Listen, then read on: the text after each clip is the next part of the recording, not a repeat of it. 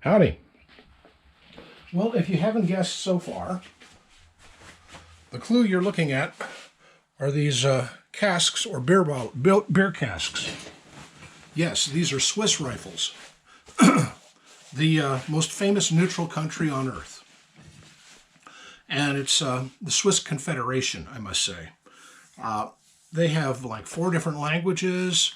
At one point, they had like 3 different currencies. They have all sorts of really quirky ways about them, but it works for them. This is the Schmidt Rubin system. It was the standard Swiss rifle from about 1889 until 1953. And it's called the Schmidt Rubin because a fellow by the name of Schmidt invented the action, and another fellow by the name of Rubin invented the bullet that it shoots. I think it was Rudolf Schmidt and Edvard Rubin, both of them colonels.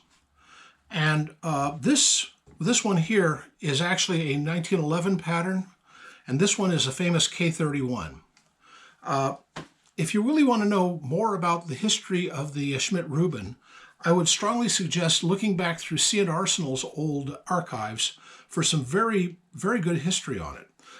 Also check out Mike at Bloke on the Range. He collects these. He has an 1889. He has the whole series.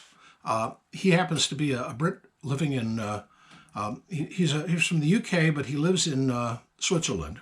He and the chap who also lives there. Let's see, I know the bloke speaks German, I think, and some French. And the chap speaks fluent French, and when he takes over for Bloke on the Range, he does 2 copies of his video, one in English and the other in French. Well, anyway, this is like the final iteration of the Schmidt Rubin pattern, and is called by some people the most accurate rifle in Europe. By the way, Bloke on the Range has done many competition shoots with one of these. Oh, I didn't realize I had a little pit there. One of the interesting things about the Schmidt Rubin series is the butt plate. And why the butt plate? Because it was a habit among the men serving in the Swiss Army to write down their name, their service number, and the city they came from, and put it on a little slip of paper and slip it underneath the butt plate. I found one under this one. I did a video much earlier about this thing in which I mentioned the butt plate and the name of the fellow. I tried to look him up, but I think he died because there's nobody of that name still in his hometown, alas. I tried to look him up because I thought, it'd be kind of fun to say, hey, I've got your rifle over here. But I mean, they stopped using these in 1953, but they allowed civilians to purchase them and take them home. And civilians had these for, I don't know, up until quite recently. They still do competition shooting with these.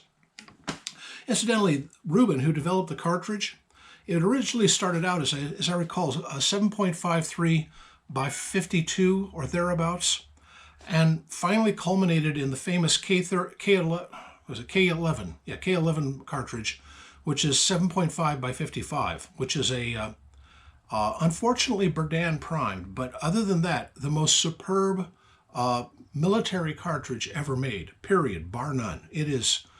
I mean, you could drive nails with it in a properly tuned K31. You'll notice that this bolt here is just the weirdest thing you've ever seen.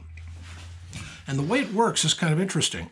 It's, let me see if I can get it to open. There. It's a straight pull. You pull back on it and close it that way. This one, let me do this one. They're kind of tight. I seldom shoot these. I seldom cycle the bolt. And you really have to keep these tuned, keep them working to keep them tuned. And I should probably clean and oil these, just a thought. By the way, this 1911 one, I'm cheap. This is sporterized. There is no way in heck I'm going to ever find a full-length 1911 stock to put back on this thing, because that's the way the stock originally was, is it went right out to the muzzle. This is a good sporterizing job, but it's sad. To me, it's very sad. I got it really, really cheap because it had been sporterized. So, that was kind of interesting. But this one, by the way, notice something. I don't know if you can really tell. Well, you probably can't. But the way this is how you field strip one. And the bolt on one would certainly not fit on the other. This is a 1911 bolt, and this is a K31 bolt. What you'll notice is that the K31 moved the locking lug right up here to the front. And the 1911, it's in the back here. Has two locking lugs. This one also has two locking lugs, so the bottom one is much, much smaller. But they've discovered that that was really all that was needed with this cartridge. And the K31 just operates so much more smoothly with just this as its action.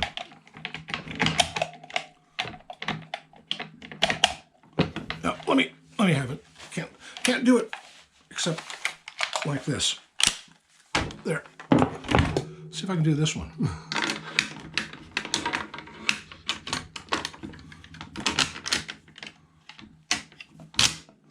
There.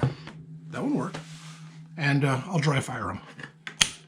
This is the firing pin. By the way, this is the safety. You pull back. Oh, God. You pull back and turn it. You pull back. You pull back and turn it. Yeah. There. That's on safe. But as you can see, it's not worth it. If you had this, you would probably leave it in fire because it's just a pain in the butt to put it on safe. Anyway, this is the Schmidt Rubin system. It is an excellent system. It operated in Switzerland for, I don't know, how long was that? 50, 60, 75, 80 years? 80 years, basically, in various configurations. This one I saw, this is the one I got first. Then I found one of these. This one is not in the best of shape. They made them with, first of all, with these walnut stalks, and later pattern ones, they use spruce. They have these really blonde looking stalks, and they're just gorgeous to look at. These actually hold up better, but the spruce ones are just so much more pretty. And if you happen to have one and you don't need it and you want a good home for it, just let me know.